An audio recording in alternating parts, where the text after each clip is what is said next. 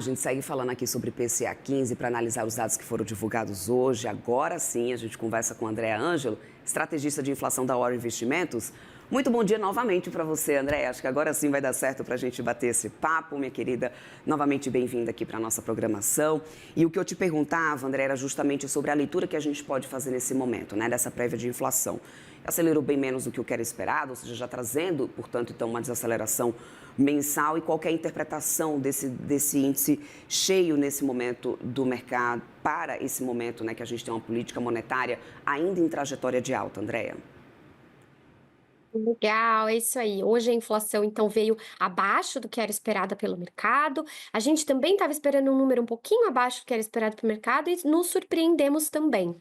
Então, a inflação do ano já acumula 2,80 de alta, e é importante a gente sempre lembrar um pouquinho do que aconteceu no mês anterior. No mês anterior foi ao contrário, foi uma surpresa altista na inflação, né, de alguns itens, e aquilo lá deixou a gente um pouco receoso de falar: "Olha, foi um número que vem para ficar ou não, né, então vamos aguardar mais um pouco". E essa leitura fala: "Olha, realmente agora, a inflação parece que está desacelerando mesmo". Por quê? Porque toda aquela parte de serviços, que é muito relevante quando a gente analisa tendência de preços na economia, né, que é onde vem realmente o efeito da política monetária nos preços, então toda essa parte de serviço desacelerou, que é o que a gente chama de núcleos de serviços do Banco Central, que ele olha todas essas medidas. Então, teve uma desaceleração importante no dado de hoje, o que corrobora ali que é um número bom e que o mercado gostou. Então a prévia ali, né, essa abertura ali de mercado, trazendo apostas, com a curva de juros futura, em desaceleração. E então o mercado realmente gostou desse número, surpreendeu para baixo as expectativas dos agentes, e não foi só pontualmente baixo, né, não foi só por conta de carnes ou por conta dos alimentos in naturas, que também foram as boas notícias hoje, mas a gente teve essa boa notícia nessa parte de serviços e itens ligados a câmbio, que realmente com o câmbio, né, o real sendo valorizado ali em torno de 5,60, 5,70, isso é uma boa notícia para os preços na economia.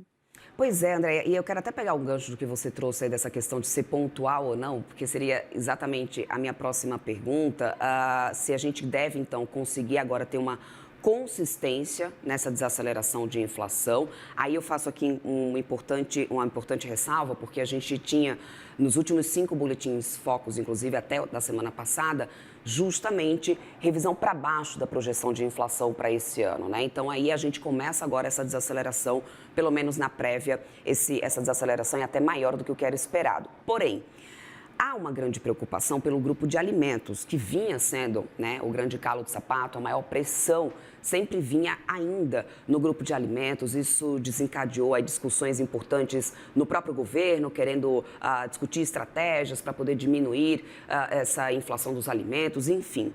Diante desse número de hoje, o que você pode dizer para a gente? Alimento ainda é um grupo preocupante? Porque teve uma desaceleração, né? Essa desaceleração, ela deve manter essa projeção? Foi maior essa desaceleração de alimento do que o que vocês esperavam? O que a gente pode falar sobre o grupo de alimentos que vinha ainda sendo uma grande preocupação em termos, né, do dado geral para toda a população, até mesmo para o governo federal?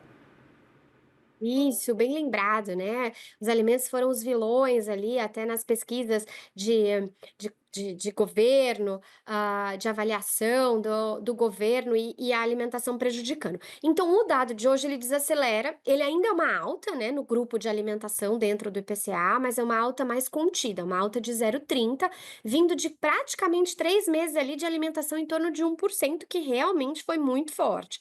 Então a notícia boa agora é que o grupo carne, que é muito pesado dentro da cesta dos alimentos dos consumidores, esse grupo traz a notícia positiva de uma desaceleração. Então a gente vê ali na curva de arroba do boi, né, o preço da arroba do boi, ele desacelerou nesses últimos dias. Então a gôndola do supermercado hoje, com o número do IPCA, mostra realmente que o item carnes está desacelerando. E ao mesmo tempo a gente tem, um embargo ali de alguns países por conta de gripe aviária.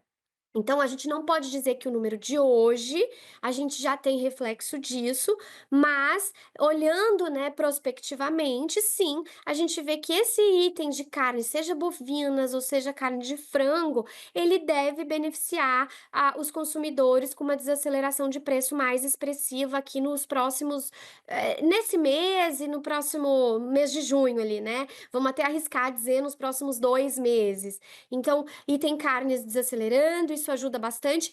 E sazonalmente, o que que é? A parte todas de in natura, das frutas, dos tubérculos, tomate, né, esse grupo também desacelera nessa época do ano.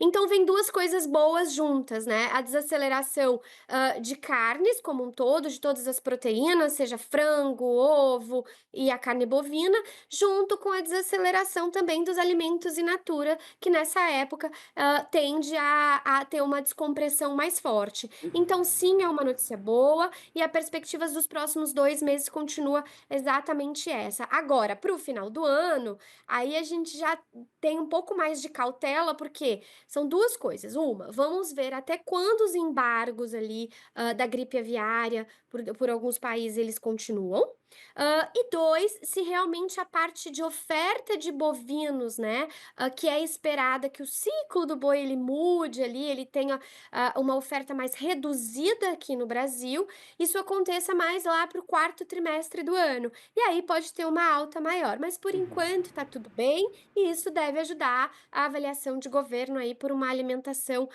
mais contida por agora.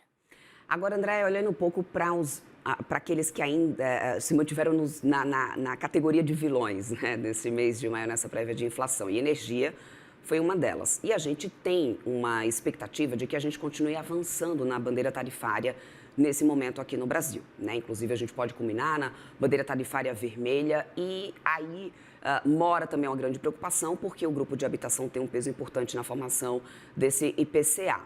Diante desse cenário de energia, a gente poderia estar vendo, talvez, ou poderia a gente ver nos próximos meses, uma troca nessa categoria de vilão? Sai alimentos, entra então energia elétrica, e isso voltar a ser uma preocupação para a inflação, revertendo essa tendência de desaceleração do índice?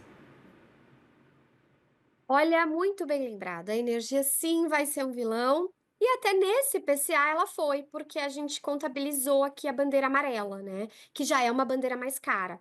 E a perspectiva, dado todos os indicadores ali que sugerem mudanças de bandeira tarifária, é que agora, em junho, a gente vá para a bandeira vermelha 1, que já é um pouquinho mais cara que a amarela. No meio do ano, ali, julho, agosto, deve ficar ainda mais cara, bandeira vermelha 2.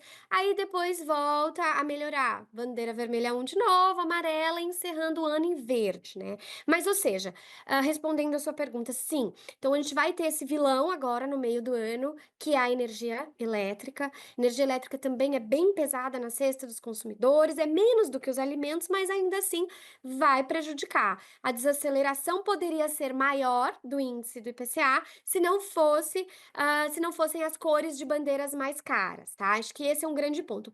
E agora eu até trago um outro ingrediente que tudo indica que a partir de julho, a gente aqui, principalmente no estado de São Paulo, sinta no bolso ali do consumidor uma energia mais cara por conta, da MP, 1.300, né, a MP do setor elétrico, que o governo divulgou a semana passada, o Congresso está analisando, ainda tem todas as emendas para entrar, mas isso pode encarecer os reajustes ali, da segunda metade do ano, ficando mais caros, né. Então, eu falei o estado de São Paulo, porque é um reajuste bastante relevante, tanto para a inflação, do Brasil, é o reajuste da empresa de energia elétrica que supre aqui a cidade de São Paulo, e ele possivelmente vai ser um pouquinho mais salgado ali, por conta, da medida do setor elétrico, que a gente vai sentir ali no bolso uma parte dela agora, e o alívio, né, de mudanças estruturais, né, que essa medida provisória traz vai ser